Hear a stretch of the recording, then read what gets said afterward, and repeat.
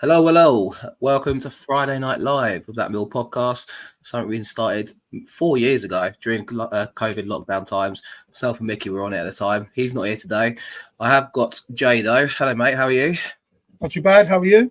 Living the dream, mate. Sweating, yeah. It's hot. It's boiling. I mean, it is me and you on a Friday night sitting indoors. If anyone else is watching, say hello in the comments. Pop up as always and give us some feedback. We're more than welcome to take it. And obviously, yeah, we'll have to get some conversation going, some debate going. But yeah, I'm going to run the intro and we'll get on with the show. Language you don't usually hear on television. Millwall in London's Dockland. No one likes us, but we don't care. We're That Millwall podcast. Loud every Friday night right here. Legends like Jimmy and Abdul take a share of the kitchen or two. Super Neil Harris, a fucking legend too. Through the good times and in this life, we'll support the Lions all our life. This ain't no place for fancy feet. This is fucking Millwall through and through. Located on our very own John Pennington way. Let them walk on, let them have their say. Millwall till we die. With That Millwall podcast. Loud every Friday night right here.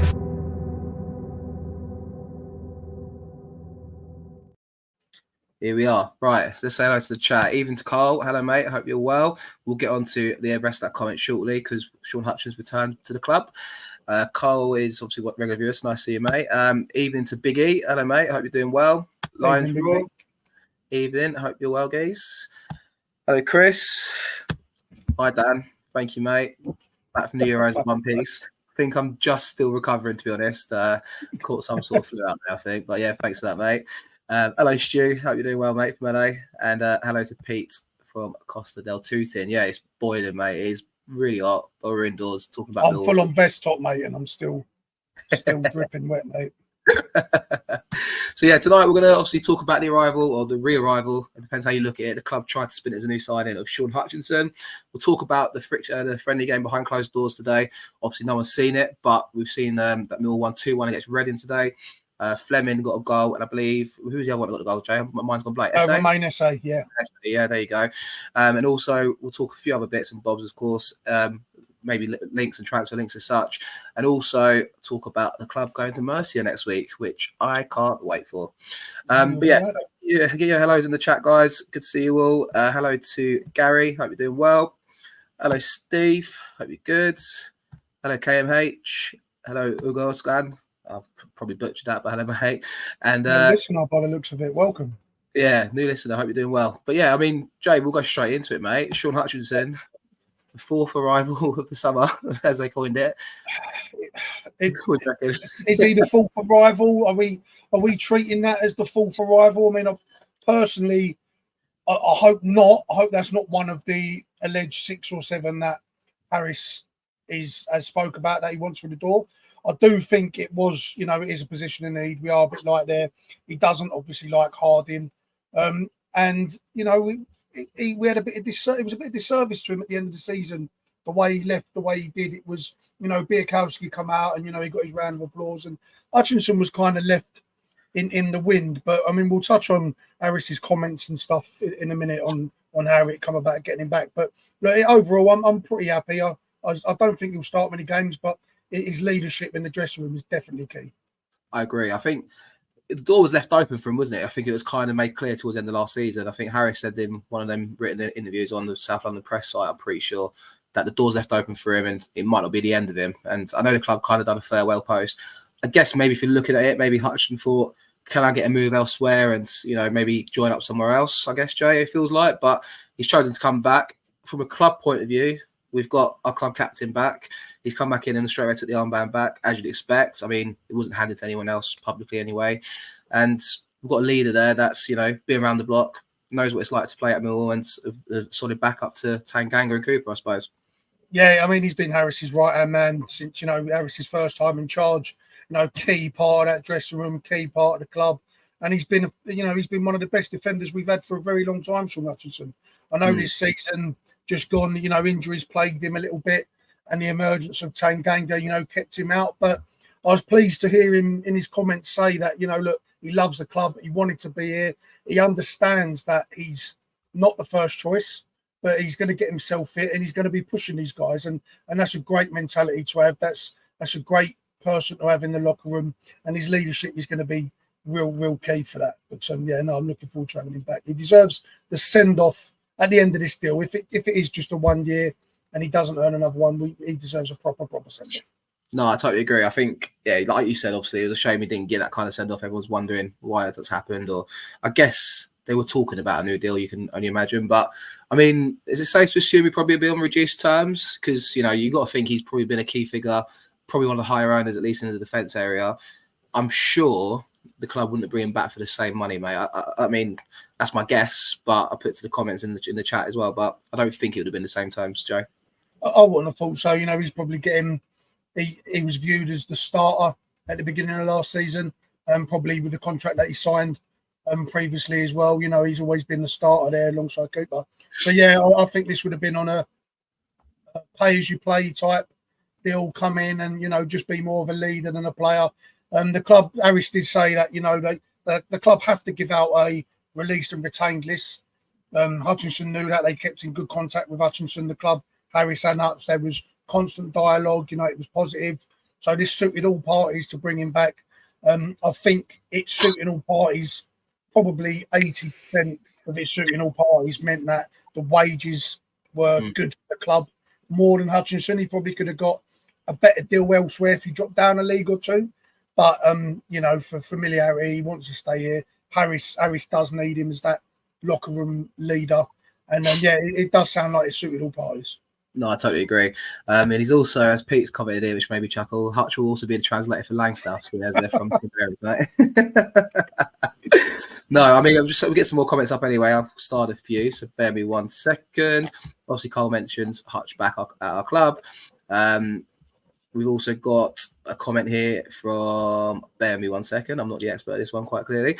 Steve Lloyd, who says, more reliable at the back than Wallace, Jay. I mean, begs the question if we've got what we've got now: Harding, Cooper, Tanganga, Hutchinson, Murray Wallace. Okay, so McNamara might be the left back option as well, and then Joe Bryan.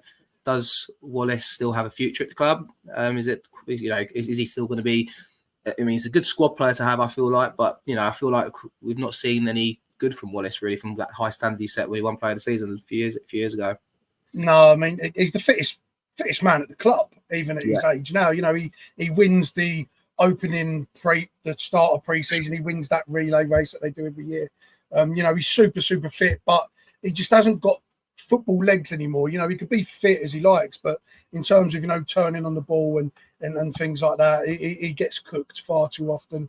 I thought he was pretty underwhelming in the Gillingham game, but Harris absolutely loves him, and I've got no doubt that if he didn't get injured in the Rotherham game, he would have started under Harris. We would have seen Danny Mac, because Danny Mac lost his place at the Blackburn game. So I think Danny Mac got in there through having no one else available. Did a very good job there. But Harris does love Murray Wallace. I personally do, and there's a couple of comments coming up about that. But I want us to see us move on from these aging defenders that haven't got that turn of pace anymore, that aren't really world beaters in defence anyway. Murray Wallace was never a great defender. He just give 110%. At Millwall, we're used to seeing players not be the best, but give 110%. And Murray Wallace fits into that category. But in terms of where this pecking order lies is going to be interesting, because Hutchinson, Harding and Wallace are now really fighting for that third spot. And I don't really see anyone that you would say is above the other two, for instance. It's kind of a level playing field. But look, Harry said no one's leaving until we get more players in. One's come in. Carmel Grant, the youth player, has today gone out on loan to Bromley. That's a defender out. Maybe he does stick with a three to fight it out, and one of them sits at home on match days. No, I agree. I think I do feel for Wallace, because he has been shoehorned into that left back position since being at the club. He's a centre half. We signed him as a centre half, but we won the Player of the Season, didn't he? Like I said a few years ago, and I think he got found out a bit at this level, and a couple of seasons ago, and this season in particular, just gone. I feel like he's underperformed by his standards, but I'd still back him to do a job if you had to call on him. Do you know what I mean? I think he's one of those players that you could put him in left back, centre back, even right back, I wouldn't want to see him there. Don't get me wrong, but if you really had to play him, I would back Mo Wallace to play himself out of bad form. So we'll have to wait and see what happens with that one, and whether he features a lot in the start of the season. Obviously, John Parr says, as you mentioned, should have used Hutchinson's wages to help tempt a younger and better player. I guess that opens the question about Alex Mitchell leaving the club as well. And, you know, I suppose he wanted first team football, Jay, and it's quite well documented. So Tanganga and Cooper, is he going to get in front of them? Probably not.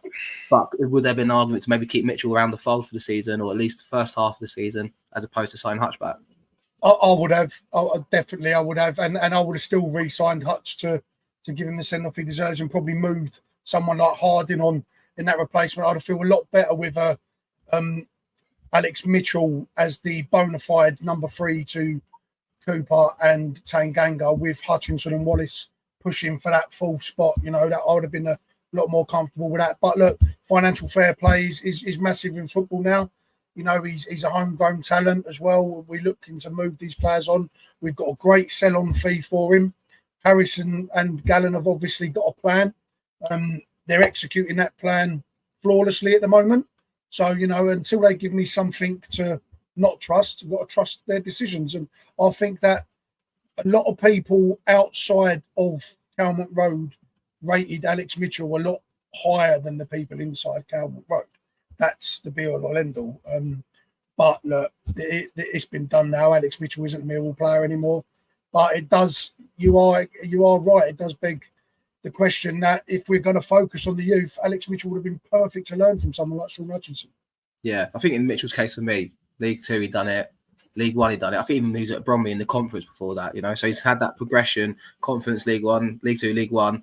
Loved all 3 clubs he's played for. I felt like he could have got that opportunity, but then the Championship's a different, you know, kettle of fish. Well, we sorry to cut you off, Omar, but we signed Langstaff for the same reasons. Banged in goals in non-league. Went up to League Two, banged in goals in League Two, and we've given him the keys to the number 9 job, a massive step up for himself. So I don't think it was down to the fact that he couldn't step up. I thought he could. I just think that Harris couldn't guarantee that he was going to play at all, because if Tanganga and Cooper don't get injured, then they're not coming off the field. And I think that was too rich for Alex Mitchell, who, don't get me wrong, absolutely deserves to go and start somewhere. I'm sad it's Charlton, but look, this is a decision that's clearly worked out better for both parties. Will it bite us in the arse with the injury problems Hutch and Wallace have and the lack of game time Harding have? Maybe, but, you know, the transfer window's not over. We might sign another centre-half yet and move one of them on, and this conversation will be irrelevant. No, mate, you're right. I mean, John Paul reckons we've got 300k plus add-ons for Mitchell. Not a great business. I mean, if it really was 300k and plus add-ons and supposedly significant add-ons, I would argue it's probably not a bad deal, to be honest. The sell-on percent, I think it's like 40% sell-on. Yeah. So, I mean, it's a massive sell-on. If that's what it is for someone that's not played, he's only played League One, League Two, Conference, I think that's probably a fair deal. And if there is a significant sell-on there, maybe even a buyback clause, I don't know. I'm purely speculating there. But I don't think that is a terrible deal if that's what it was. But no, they did put out that, I think it was Rich Corley as well, that there was a massive sell-on clause as well. So that's enticing enough, because if he does go and perform and he's as good as we think he is, then he ain't going to stay at Charlton, and someone's going to snip in, and then, you know, we'll get that 300k might turn into 1.2 with all in all. You know, you never know. It's we ain't got a crystal ball in football, but, you know, the club have made that decision. Alex Mitchell ain't here. We can stop talking about him, same as we've finally stopped talking about Charlie Criswell. That's true. I mean, you mentioned his name anyway, Charlie Criswell, to yourself, mate. So it's all right. I know. I'm interested to see how he gets on in Toulouse, but that's a different story for another day. I'll bring up a next show just for you, mate. Basley says, I love Hutch, but Mitchell should have been given an opportunity.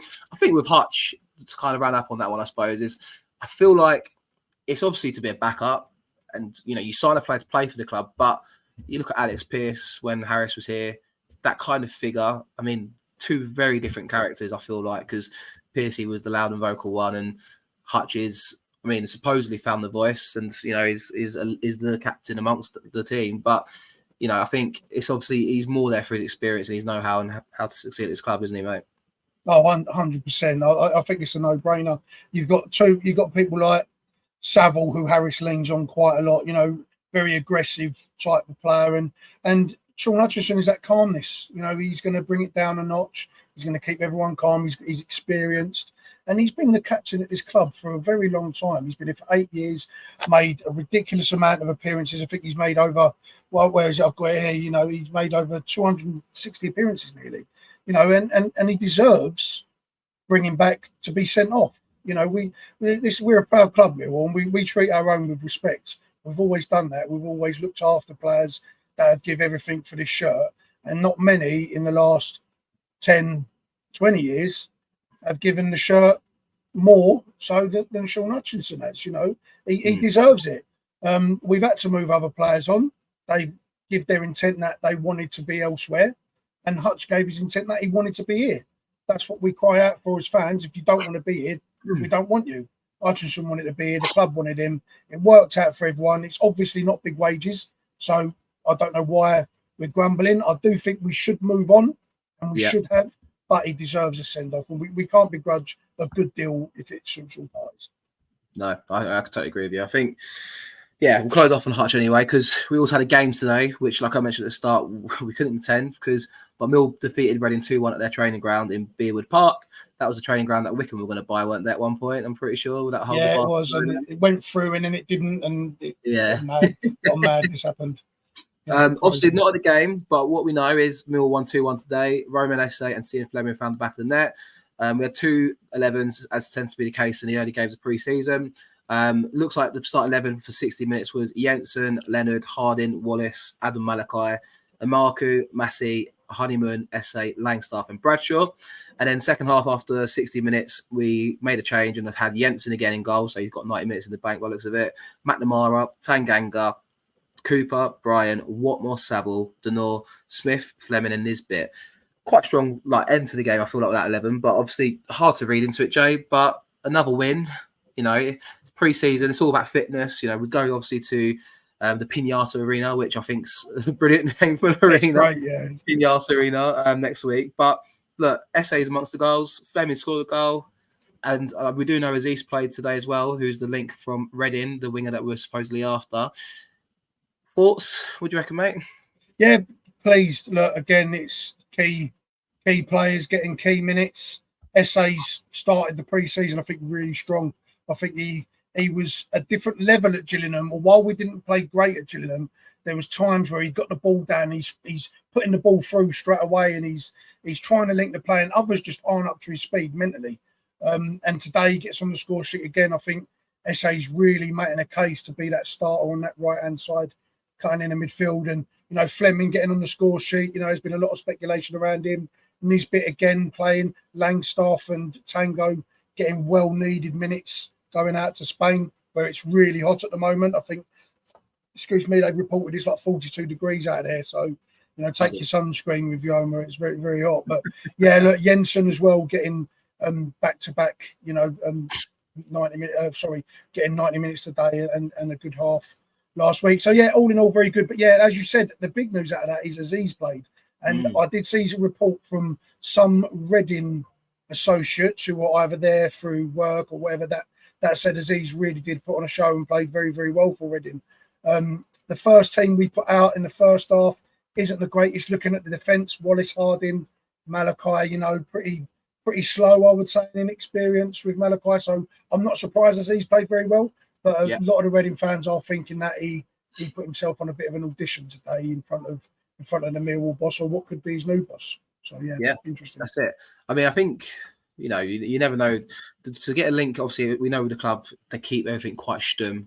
To get a name out there, there's got to be genuine interest there. It's not just off the rumour mill. And obviously, it was reported by the local tabloid. So I think, you know, I'd hope the club go back in for this player, because from what I've seen, albeit show clips and show reels on YouTube, Jay, but he's a proper winger. Like, I think he got 9 goals last season as well. He's going to be, you know, the kind of outlet we want, isn't he? I mean, what I took from that team anyway was, I saw obviously the highlights from Gillingham last week, so I couldn't make it, but Amarku had a bit of pace. You mentioned Esse. There is going to be some outlets in the wide areas, and I think it's key for us, you know, to get them players, you know, that we need to have pace to get us up the field. And Langstaff's not a, you know, slow player either. I think we're starting to see a bit of the evolution, I suppose, as Harris kind of referred to, that, you know, it's 4-4-2, but we're going to have to start to evolve our style of play a little bit. Yeah, look, it's been no sort of secret that we've needed to get younger as well in all over the pitch. You know, we had a bit of an aging squad. We needed to get younger. We needed to get faster. We needed to get a bit more technical, and we needed some skill on the ball. And Emarku, SA really giving himself a good account. They haven't really got much competition in them areas yet, so I'm expecting at least 2 wingers to come through the door. So it's going to be interesting to see how that battle heats up. But yeah, Harris definitely wants to play 4-4-2. Millwall is 4-4-2. I love Millwall. It always has been. It's punch you straight in the mouth style of football.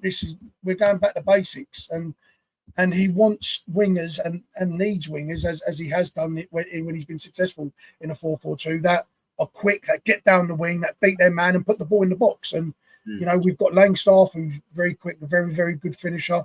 I think we need a target man, but yeah, that Aziz would definitely fit right into a Harris style. He's a bit fiery as well. He's got a bit of edge about him, so yeah, he'll definitely suit Harris. And yeah, I hope that's one deal we can get done. Yeah, no, I agree. I think, it'd be interesting to see if it gets over the line. Like I said, I hope we do get it done. He scores goals, so that's exciting. I mean, another player, like I mentioned, that did score goals today was Ian Fleming, mate. And obviously, from how they advertised it, it seems to be him and Nisbet up top. We spoke about that. Obviously, in this system, he's going to have to play further up the pitch. Going to his third season with us now, I feel like I want to make it a little bit of a talking point on the back of this because he scored a goal today as well. It is a big season for Fleming, isn't it? I can't, he set really high standards, didn't he, that first season? Obviously, the interest was well known, and that was, going to be a case of do we sell him or not? We didn't. Next season, failed to deceive a little bit by the standards he set, but still our main outlet, really, at a lot of occasions. But I'm really, really hoping he kicks on this season and, kind of be that talisman for us and, gets that kind of partnership with either Nisbet or Langstaff, probably likely Langstaff. Yeah, I feel sorry for him in a way. I mean, you look at his record for his first 2 years in England. He averages over 10 goals a season, over 5 assists a season. Yeah, that's fantastic numbers. For a guy that's been thrown out wide left, for a guy that's been thrown up front, thrown in the 10 under multiple different managers, he's had to take a lot on his back. And because of his quality, he's had to take a lot of brunt as well and a lot of stick. And a lot of it, at times, in my opinion, unjustified because, he gets stuck in. He's always putting himself about. But he set, like you just said, I hit the nail on the head. He set such a high standard for himself in that first season. Anything, any drop off was going to be slaughtered by the fans. But I'm really worried about Zian Fleming this season with Harris being very, I don't want to say tactically naive because we don't really know how evolved Harris has gotten as a manager since he was last year. Because when he come in, it was a keep us up job, so he hasn't really been able to open his full playbook. But I am worried if he does go a full 4-4-2, that will we get the best out of Fleming as that 10, as that target man, that link man. I really do fancy him in the 10, where he's got wide people he can bring into play and he can really sit in that 10. But he's the one player I'm worried about with Harris's formation. But if he's a pro, he seems like a really good guy, and he wants to do his best for the team. Maybe he'll flourish, and I hope he does because you as you said, he's such a key player for us, and I'd hate to lose him. No, I totally agree. James Kelly adds to that. We got the best out of Fleming, playing 4-2-3-1 with him as a 10. I mean, it was him and Bradshaw, really, wasn't it? Kind of making a nuisance up top. They made it for themselves, really. There wasn't much of a build up to the goals. There wasn't really. It was kind of just being a nuisance, win the ball up, kind of high up the pitch, I suppose, and make it happen. I mean, it wasn't practical or pretty on the eye. There was no pattern of play to it under Rowett, but they managed to kind of have that anomaly there. But we'll have to wait and see. I mean, time will tell. I'm looking forward to seeing us in action because I haven't yet seen us play. Gillingham, I suppose, was the first game of the opportunity, but it's pre-season, it's early doors. I mean, maybe we'll start to see a settled team come Southampton at home, and that will be the real telltale sign of what he goes for, really. I see a couple of comments in the chat about Ryan Longman. I haven't really seen anything more about that, but from what's going on, it sounds like Hull want $1 million. That's what obviously well known, 7-figure sum. But I guess that's dead in the water, it feels like, as people say in the comments, and maybe Mill have moved on to other targets, Joe. Yeah, 100%. I think there was a report out from Hull reporters as well that he's set to stay at Hull. They've lost a lot of players, Hull. I think they've lost 85% of their goal sources from last season have left in this window. They do want to get a hefty investment back on Ryan Longman, and they're willing to keep him if they don't get it. And I do like the Harris version of Longman. The body of work of Longman as a whole was not a good experience at Millwall. But under Neil Harris, that short time, it was good. But is it enough for for us to bite the bank and spend $1 million on for 8-9 games of half decent play? No, it isn't. Aziz, Sorbra Thomas. There's some youngsters out there. Rak Saki from Crystal Palace has been mentioned a few times. So there's other players out there that I feel are probably better than Longman, suit us better, and wouldn't cost as much either. So I wouldn't beat the Longman drum much from here on out because I don't expect that to happen. We'll have to wait and see. I mean, if there's no interest and they decide to try and sell him in last knock-ins and drop the price, I wouldn't be surprised to just go back in. But Harris liked him. He's been open about that. So. No, I totally agree. Joe Zampa, remember it's 4-4 fucking 2. It is 4-4 fucking 2. And Ugo says, hopefully Gallon stays behind to try and get deals done while the squad's in Spain. I mean, just to add on that, Jay, I suppose, we did say hopefully more in before Spain. Hasn't quite happened. Well, I mean, I don't think we'll make a signing tomorrow, to be honest, but I think they fly on Sunday. I suppose players can still fly out and join them once we get the deal done, can't they, mate? So it's obviously they're being patient. That was the key word Harris used last week with Langstaff and Tanganga, and obviously then we've got Jensen in. It's just patience, you know. It's not caution to the wind and signing players for the sake of it, just to make up the numbers. It's trying to add real quality to the squad, and you know, hopefully that is the case with all these signs we're making. Yeah, definitely. And I don't want us to rush into any deal and get short-handed or commit to a player that we don't really want because time's not on our side. I think that the club are doing the right thing at the moment. Harris did say today, look, we are very light in some positions. I think he means the goalkeeper. He's been very outspoken that we desperately need a number 2. It is a extreme position of importance. So I think he would have liked to have got that done. A winger as well. We desperately need a couple of wingers. So I think the club are working. They're obviously working very hard. There is also the mystery man that's been spotted at Calmont Road. That could potentially be a signing. But yeah, I don't think it's too damning that they haven't been signed before the Spain trip. They'll be caught up to speed. They'll fly out there. Gallen, I'm sure, will be back here to get the deals done. And, you know, and they'll link up with the squad. So I'm not too worried about that. But it would have been nice to get them on the plane. And because the earlier they're in, the better. You know, that matters. But I'd rather them make the right deal and they need a little bit more time than make the wrong deal. And they've had all the time in the world. So they've made 3 great signings, 3.5, including Hutch. So let's trust them until they give us something not to trust. I heard the mystery player was Jed Wallace. No, I'm joking. I saw a comment from Le Monsoir the other. Look, it's not Jed Wallace. Jed Wallace isn't potato to me. I was trying to have a little banter with that one, but I was trying to keep a straight face through that one. But who is the mystery player, chat? Anyone got any names? I mean, saw some people speculating there's a neck tattoo at play here. Who is it, chat? Because if anyone knows, who is the mystery man? Because we don't know. And if anyone does know, let's get some comments in. Where's Mystic Mickey when you need him? Yeah, where's Mystic Mickey? That's it. But come on, guys. If anyone's had any rumours, anyone heard anything that might be of debate, let's throw some names out into the open. I think people saying neck tattoo, is it Lyndon Dykes? I can't see us going in from Lyndon Dykes. Have you seen Lyndon Dykes? Yeah, he's all over him, ain't he, right? Yeah, and he's got like cornrows, like dark black cornrows as well. He looks like someone said he looks like a teenage girl who's just come back from tour in America or something. It was really funny. But yeah, he doesn't look like there's Stephen Humphreys has been the name thrown about that he really looks like, and he does look like. But I mean, I would be extremely underwhelmed if that was the signing, because that is not a Harris type signing. He's not even a championship level signing, in my opinion. So although it may look like him, I hope it isn't him. But yeah, get in the comments, as Omar said, guys. Who do you think it is? And even hit us with some good ones if you like. And as Steve says here, 74 watching and only 14 likes. Come on, people. Smash the like button. We're here sweating our nuts off on a Friday night to bring you the content that you deserve, chat. Yeah. Keep the lights on. Matt Ritchie, Dan Riggs says, I don't know. He's about 8 foot taller than Matt Ritchie, I think. Was there not? There was a link to Matt Ritchie at the start, the end of last season. I imagine that wasn't there. No, there was. Yeah, because he got released, and I think even myself was like, "Yeah, I'll take him," and then everyone, "Yeah, but he's like 37 years old." Like, yeah, but he'll do a job for half a season. Like, yeah, I saw a few comments as well. It was the mystery man will be part of our media team, David Turner.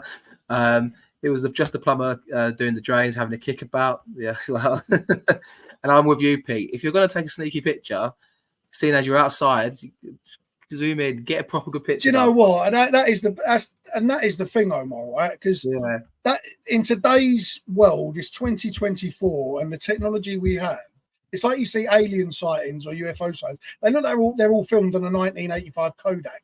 It's like, hang on a minute, like, with the technology and the camera phones you've got now, to zooming in.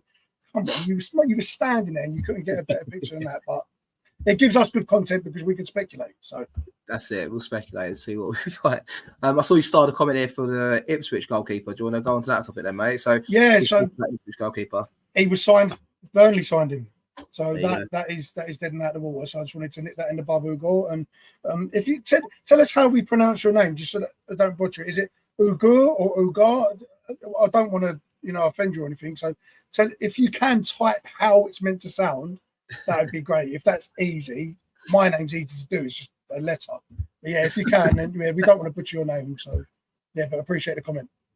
Yeah, it did look like JB was in the picture. I think I could make out Jimmy Berylson from that picture as well. So you've got to suspect it's a sign-in or a potential sign-in. I mean, it's not uncommon for players to come and see what the facilities are like and be sold the dream and, probably do that at multiple clubs. So not sure who the player is, but yeah, obviously we'll have to see and watch this space. And we know they're working on signings still, so we're not giving up hope just yet anyway, regardless.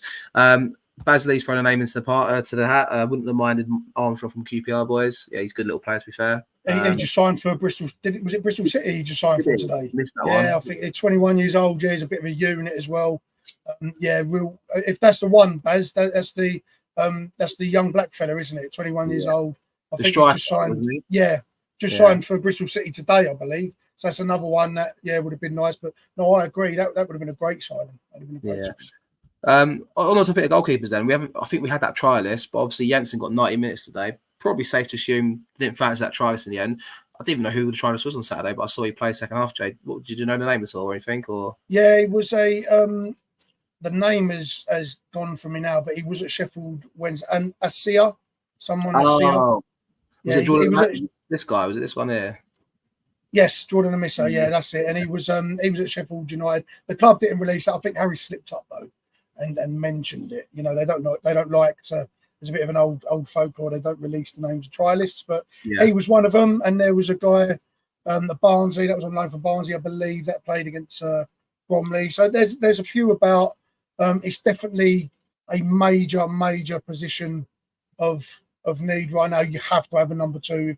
If something happens to Jensen, I don't think people realise how important a number two keeper is. And as our friend of the show, Joe Zampa, says here, bring back Bart. We might as well. We've done it with Hutch, So Harris is back. Bring back the gang, innit?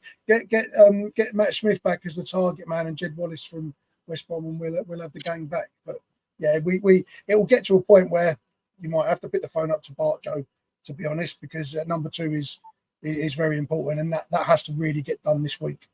Yeah, I might be mistaken, but I believe Bart should be meeting up with the squad in Spain this week because I know he's based out that way. I think he's based out there. I think his kids play football out there or something like that. And he was actually told, Harris did say that he can train with the club anytime he wants until he finds his feet or whatever he wants to do. There's always a place for him to train at Millwall, so which is nice. Good servant of the club, player of the year, so on. Really good goalkeeper. So you never know though if the second goalkeeper isn't in and Bart's training out there and he looks good in training and saves a couple of balls and his knees are right, Harris might be tempted.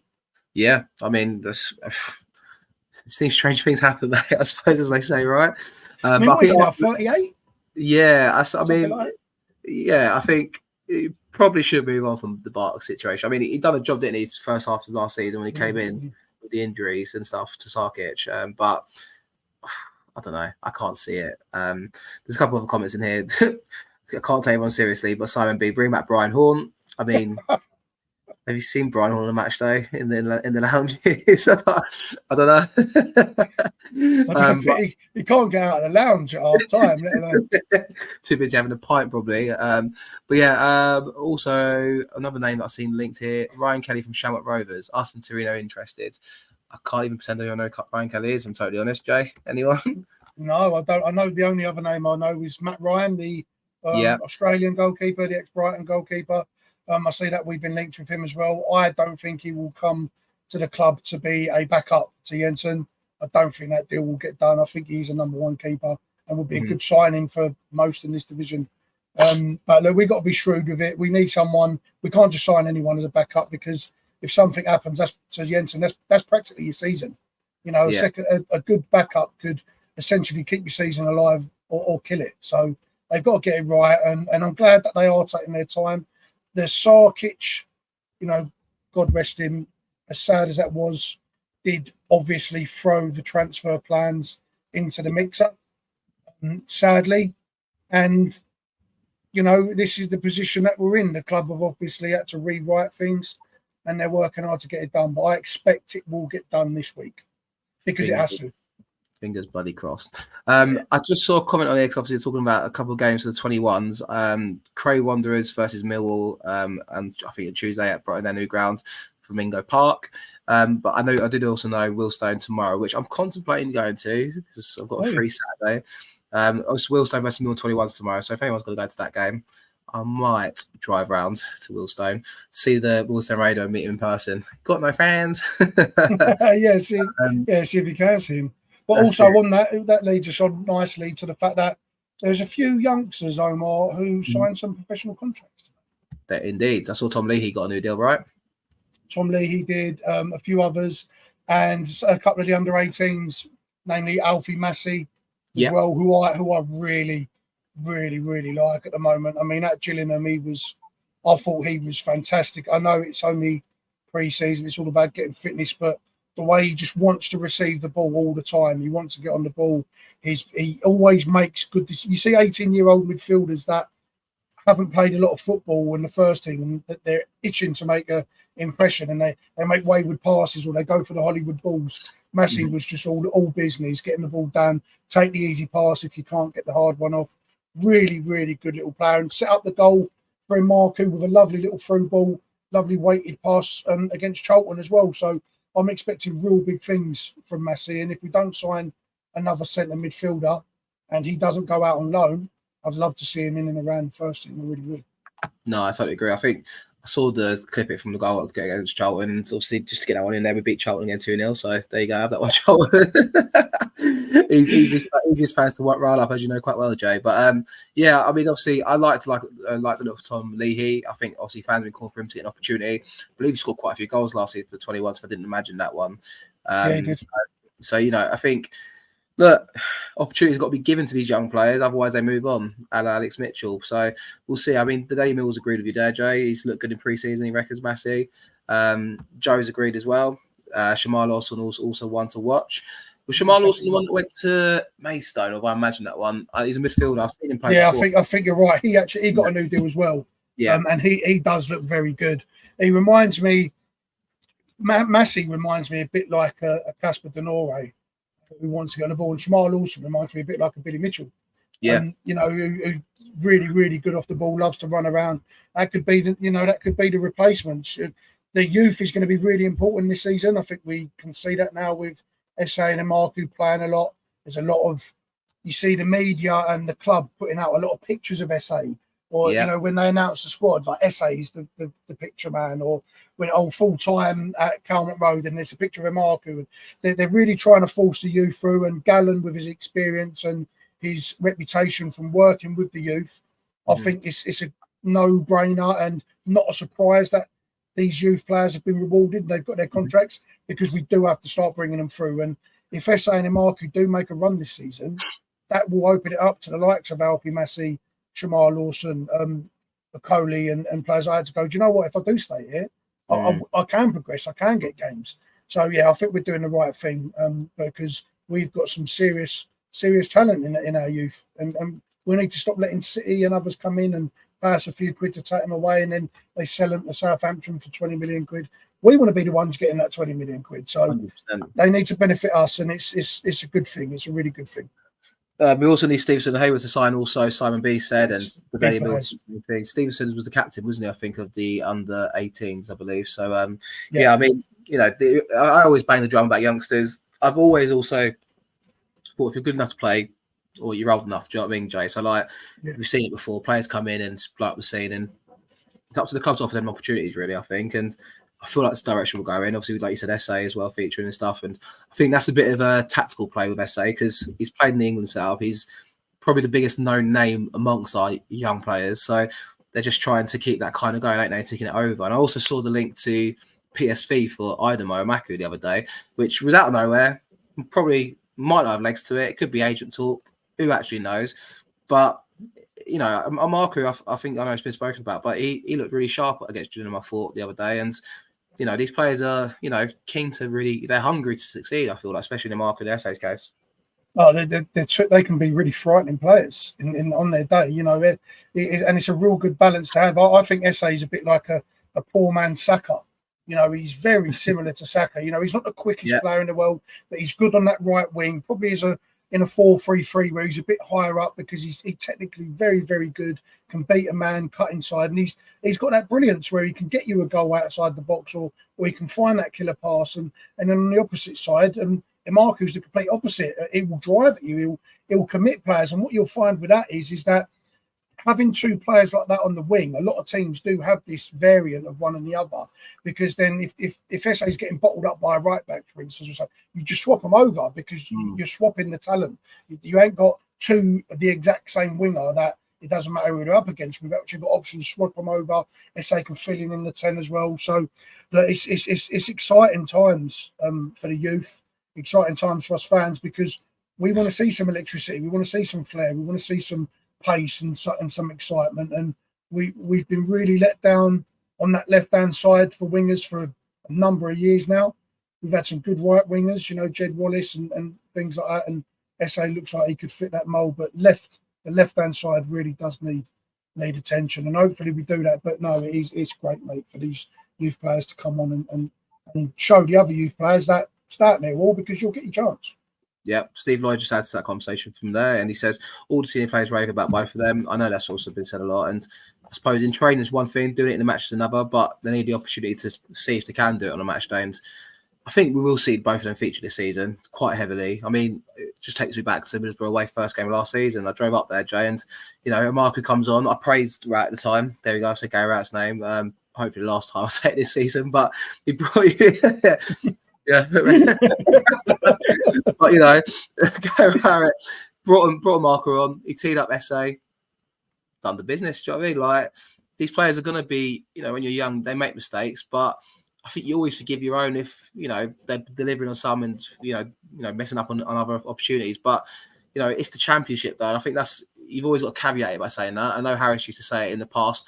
I'm going back years when he was the first time manager here. We had Noah Cheeseman that everyone was like saying, get Cheeseman in. Yeah. And I think he's languished somewhere into the low league echelons now. So, look, it's difficult. It's hard to give these players opportunities, but I think everyone agrees. Even Cole here said that, you know, we need to bring the kids through, and yeah, there's no disputing that, but time will tell what happens there. Should we move on to Mercia next week, mate? Obviously, not the Forest. We've got on the Tuesday, I believe, or the Monday. Correct me if I'm wrong. It's a Tuesday, Monday, isn't it? It's Tuesday, and then, yeah, and then on the Friday. Yeah, and then on the Friday we've got Mercia, which I'm going to be at. I'll just say that again because I'm buzzing to get out there. Anyone else going? Put the comments below. I started this from Chris Brown earlier. Sunderland had around 800 fans versus Forest in PR today. I saw somewhere on a forum, or did I see a screenshot somewhere? Supposedly we've sold 400 tickets for each game, which I was quite impressed with. Yeah, if that's the numbers to be true, I think someone said they've contacted the club shop. 400 for each game so far, so maybe touching 500. Jamie Millwall abroad. I mean, something I've dreamed of because I wasn't old enough to go to Hungary in that. 2004. I was, and that was, you know, that was great. But this is good times for the club. You know, it's what we should be doing. This is modern pre-season. This is what all the other clubs do. We need that hot weather training as well. You know, it really does help for the fitness. You know, a week out there is like 2 weeks back here. It's good for the fitness levels. You know, it is going to be 42 degrees apparently out there. So if anyone else is going, I said to Omar off air, take your sunscreen because it is going to be. And I think in Mercy Stadium, I think it's very much like Gillingham. You are standing in the open. You are going to get burnt. Yeah. So, but yeah, it's good. It's moving forward. It's modern. I'm glad the fans get to go. The fans we need to be rewarded for our commitment up and down the country every single season. The club are bringing us into a bit more of a modern time now with the appointments on the board, with the the stuff that we're doing off the field. So yeah, it's really, really good, and I just hope we do come away from there with no injuries. That is going to be the key thing. No injuries. It's going to be hot. It's going to be hard on the body. So don't overdo it, because it's going to be very easily done where we're not used to it. You can't really do it like we are here, where the elements we're used to. So as long as we come back from there with no injuries, it will be a successful trip. Yeah, 100%. I mean, the Forest game's on Millwall TV, as Daily Mill says. So I imagine the Mercy game will be on Millwall TV too. Yeah, look, it's going to be. Yeah, I'm looking forward to get out there. You mentioned good times for the club, Jay. I think it's just like we've been banging the drum for years for this opportunity. They had to do it the season when I had to go to the Euros and fork out for that. But it's okay. We find the ends to meet, mate, because I can't pass up this opportunity. I would love to have done the week out there, but yeah, it's just like it's a nice feeling, like knowing we're going out to a pre-season game abroad. I do the England games because I don't get the European away days on Millwall, mate. So it's like it matches up the hobby with the interest. Do you know what I mean? So like it's going to be good, and I'm looking forward to getting out there for sure. And hopefully, like you said, no injuries, everyone gets through it unscathed, and then we carry on really. And that's all we can really ask for.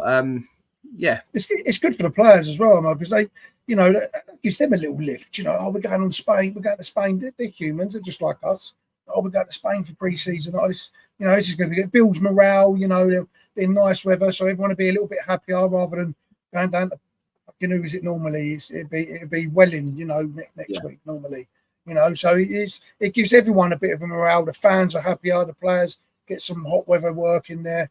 It's good. It is good. And we did go abroad under Harris before for training, didn't we? We just didn't play and behind closed doors and things like that. So, Harris obviously is a big believer in hot weather training. It has proven scientifically in sports science that it is beneficial to do that type of training, hot and cold weather training. So, yeah, look, no injuries is number one. Number two is getting some new faces out there to blend in with the squad. And number three is, the players enjoy themselves. Definitely. Yeah, Pete says, look on the bright side. So apparently Mercy game is 11 PM, so probably not kick-off, Daily Mill says, but supposedly they're both on. I know Joe's flying out Thursday as well, so I will see you out there, Joe.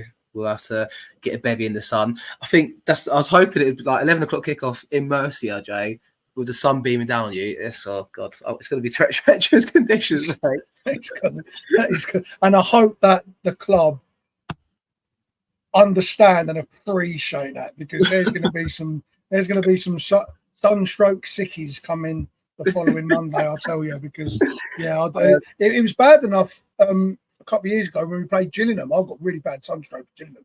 It's bad enough then. Was it the pre-season game or last? Yeah, the pre-season game last year. Bad sunstroke there. It was bad enough there. I can't imagine. And that's like a muggy heat. That's not a proper heat. No, right there, that is full on. That sun is punching you straight in the mouth. It's 40 degrees, but it feels like 45 degrees. Exactly. Exactly that. So no, just on a serious note, everyone that goes out there, including yourself, Joe, and I'll just be careful, be safe. Don't give anyone a reason to stop this from happening in the future. Let's behave ourselves. Let's make it a good thing. Let's make sure we can do it again next year. Enjoy yourselves, and above all, listen, don't get hurt and don't get sunstroke. Definitely, absolutely. I remember K Jacket used to take us to Ireland. I'm pretty sure the fans were able to turn back then. We did. And Scotland as well. We played that because we played Hearts and that as well, and it kicked off really badly against Hearts one year, and I think that was the end of it. We'd never played it again. As I will say, if Duncan Watwell plays in the heat, rest in peace. Yeah. He's going to stay at home, I think. he's going to be out there, but just dressed in a flat. He'll disappear. He will literally disappear. He is the whitest man I've ever seen him. He's almost translucent. He will disappear out there. He'll just see a shadow. He'll just see a shadow. That's a great comment. He will. So Mercy, I look forward to that. That'd be good fun. Any other links or transfer? I've not really. Obviously, I saw that the boys mentioned Kelly earlier, the Irish player, but there isn't much else out there from what I've seen, is there? No, there isn't. It's gone eerily quiet. You know, we know what we need. Harris knows what he needs. We need a keeper. We need some wingers. We probably need a target man. And there hasn't been any leaks. The club have been good at keeping things close to their chest. I noticed that Rich Cooley's back. Yep. He might start throwing some things out there. We might start seeing some links come from him, because he was back to tweeting every second of Charlton games today, which was rather annoying. But, you know, it's good to see him back, because we'll get some sort of news. You know, regardless of his level of link at the club these days, he still puts out the odd rumour that comes through. So I'm sure we'll see some. But, yeah, there hasn't been any. It's just that guy, the mystery man, the Where's Waldo we've seen through the green fencing at Calmont Road. That is the only thing we've got to go on. So if we can get in the Hartley boys or someone like that to investigate, then if we can find out who that is, that'd be the first domino to fall, I think. What other positions do you think? A goalkeeper's obviously the pressing one, wide area. What other ones do you think we're missing now at this point? Once we get, say, 2 players in, 3 players in. I think the main ones, like you just said, we desperately a number 2 keeper, 2 wide men, and probably a target man. But I'd look low key at probably another central midfielder. You know, we did look for all of his efforts. You know, Campbell went back, but, you know, that's another body to have in there. Saville is obviously another year older. I don't expect Saville to play week in, week out on a Tuesday, Saturday in a vicious championship as it is. You know, Billy's got a knock now. So I think we're a little bit light. If we do sign the wingers and Honeyman is able to move back into central midfield, that probably creates the void left by Campbell, if he did leave a void.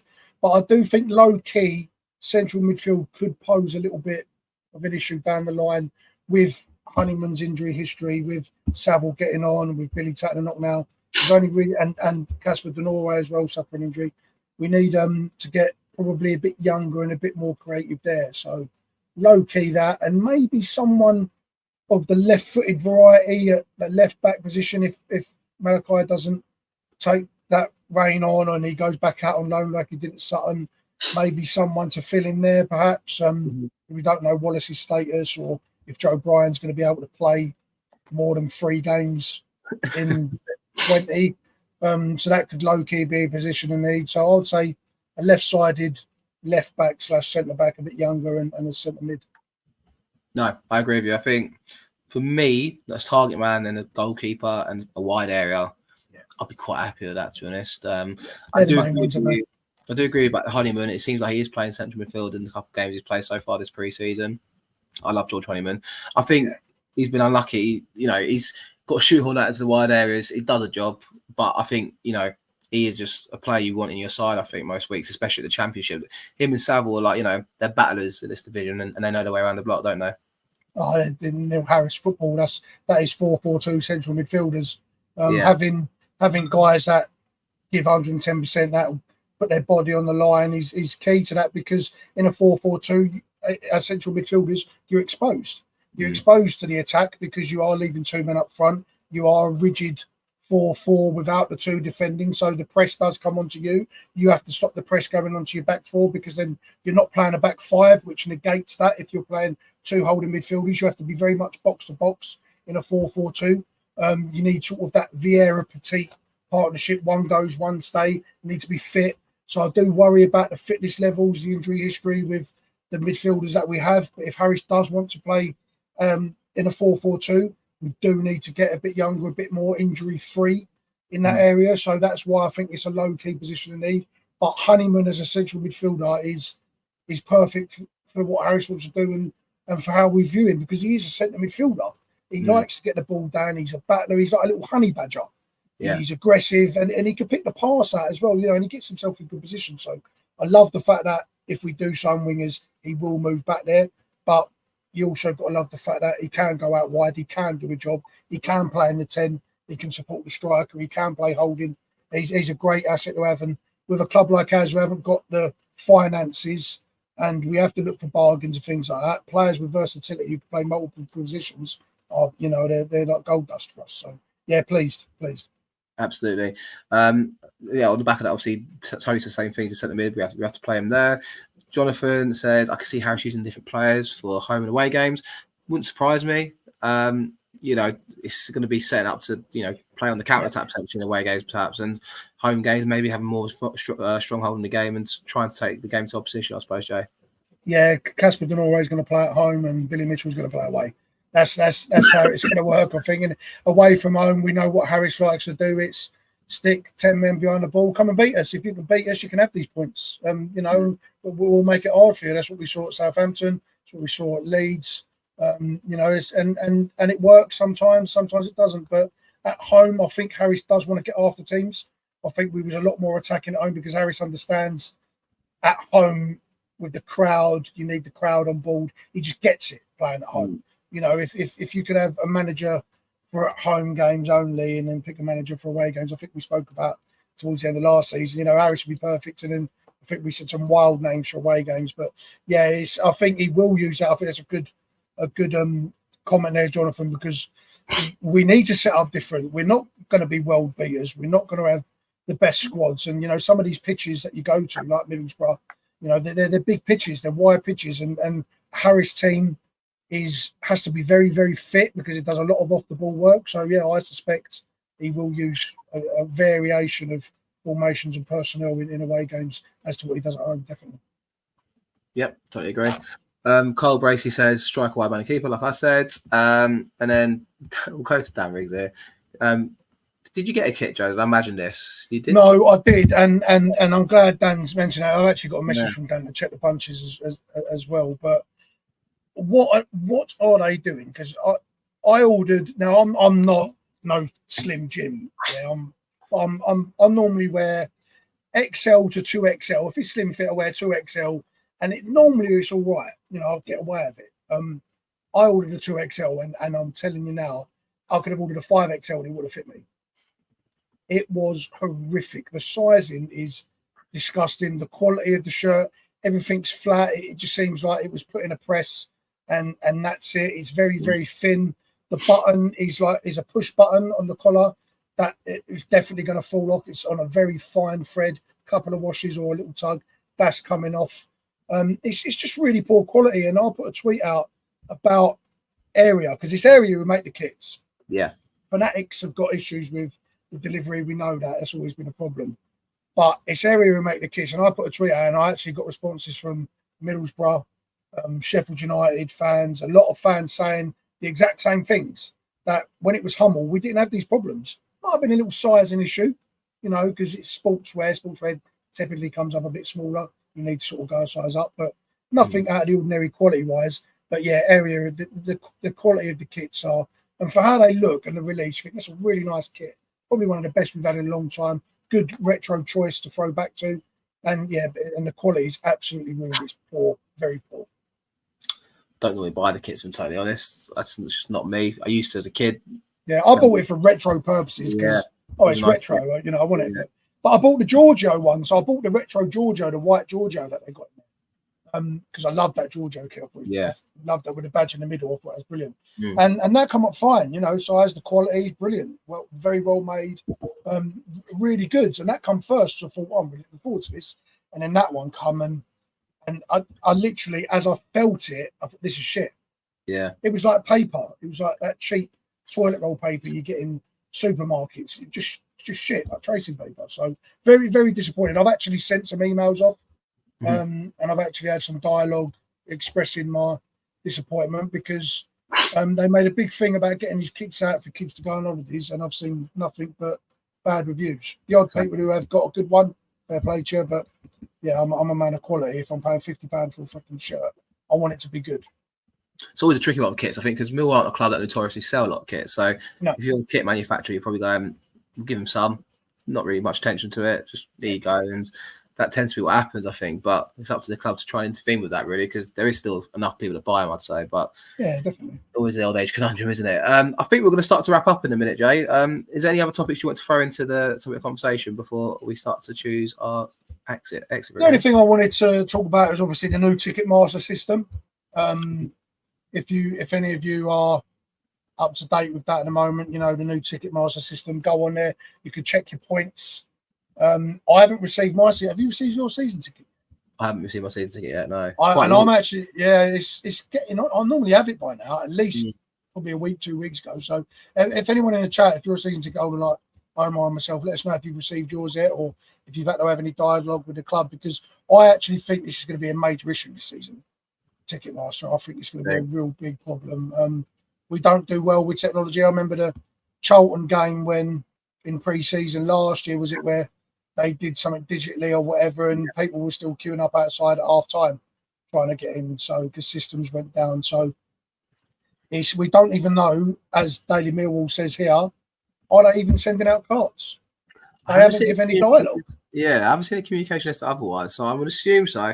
I know it's like, I remember Steve Cameron doing a penned thing saying it's a transition to the digital world a little bit.